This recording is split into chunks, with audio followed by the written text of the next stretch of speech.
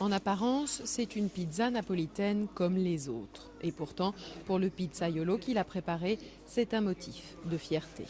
Antonio Scorza, comme des dizaines d'autres commerçants et restaurateurs de ce petit quartier du centre de Naples, a décidé de dire non au pizzo. Une somme exigée par la Camorra, la mafia napolitaine, en échange de sa soi-disant protection, une forme d'extorsion extrêmement répandue dans le sud de l'Italie.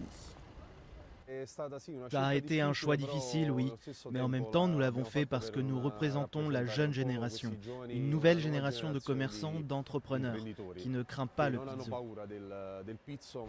Depuis 6 mois, 2 places du centre-ville de Naples sont devenues des zones sans raquettes, soit en tout un peu plus de 300 commerçants qui ont décidé de ne plus se laisser faire et qui ont porté plainte contre ceux qui les raquettaient grâce au soutien des associations anti-pizzo.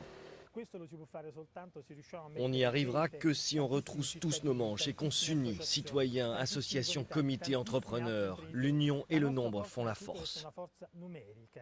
Mais si certaines petites rues et places ont réussi à se débarrasser du fléau mafieux, le chemin reste encore long. Quand un entrepreneur porte plainte pour racket, 10 ne le font pas. Et dans la majorité des cas, le rapport est de 1 sur 1000. Et parfois même 1 sur 10 000 dans certaines zones comme la Calabre. En attendant, pour Salvatore et Raffaele, qui n'ont pas eu d'autre choix que de le payer pendant des années, le pizzo est désormais un mauvais souvenir. La peur était immense, parce qu'il te menace, toi, ta boutique, ta famille, et ça fait peur.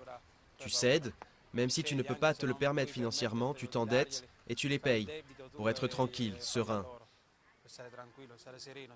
Ceux qui les ont rackettés pendant des années ont été arrêtés. Ils ont écopé de 9 ans de prison.